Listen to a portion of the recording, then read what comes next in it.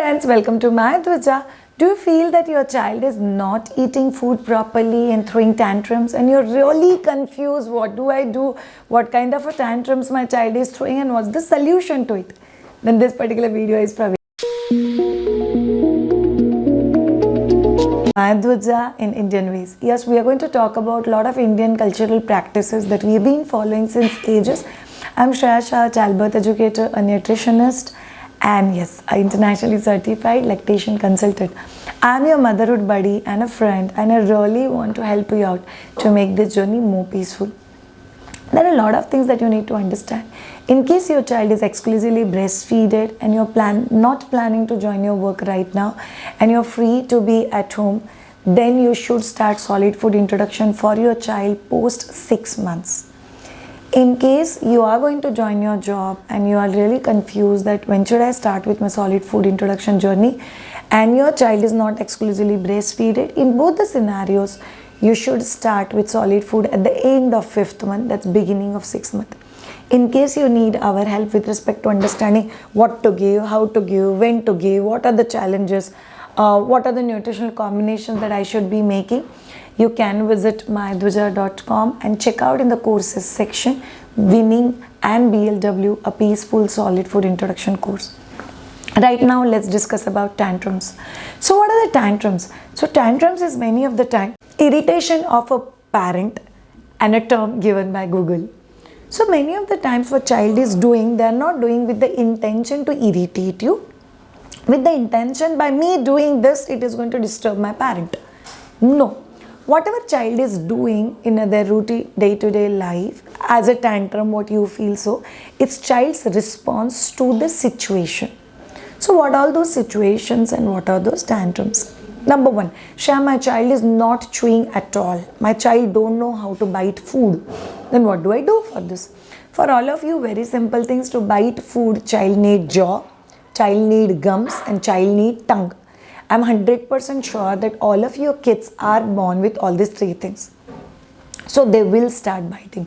Do not worry. If your child is not biting food, that means you are not offering that kind of a food to your child where biting is needed. Child have to put in effort to chew. So if I keep giving puree, pastries, smoothies, porridges, where there is a scope for chewing, and if there is no scope for chewing, why child should chew food? So if this one thing you understand very clearly, that my child is not chewing, means I am not giving them enough opportunity to chew.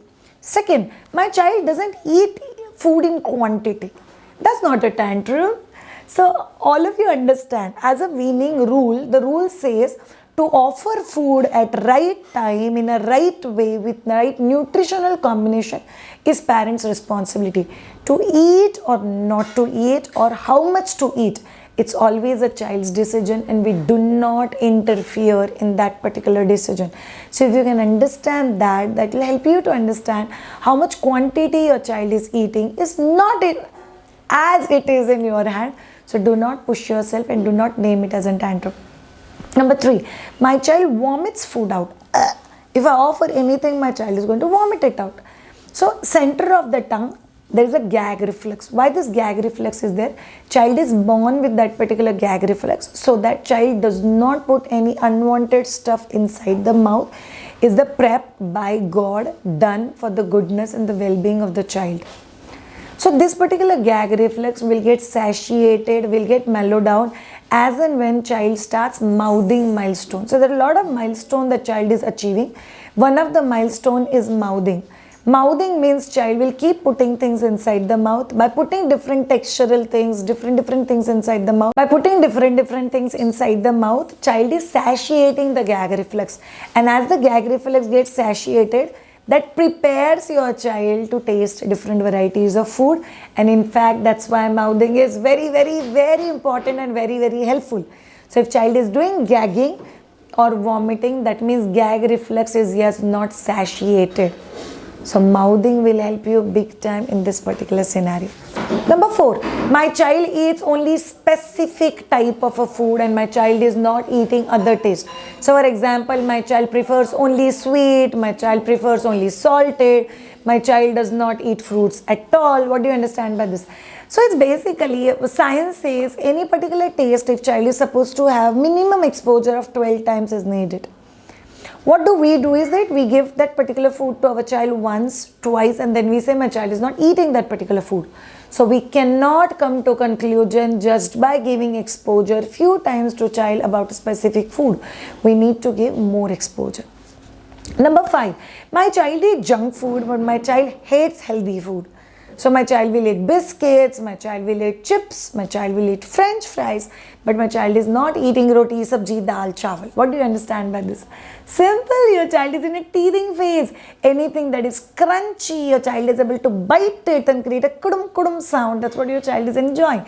So what you have to understand is, you have to change what you're offering. So probably tikis will work, cutlets will work, homemade french fries will work, sweet potato fries will work, crispy crunchy tofu will work, crispy crunchy paneer will work. So when child is not eating, you have to make changes with respect to temperature, texture, the feel, the taste, and then child will start eating.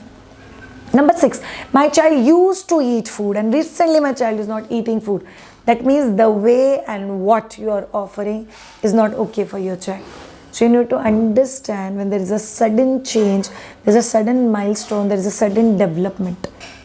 So ideally, I tell a lot of parents, child to eat or not should be child's need, not your need.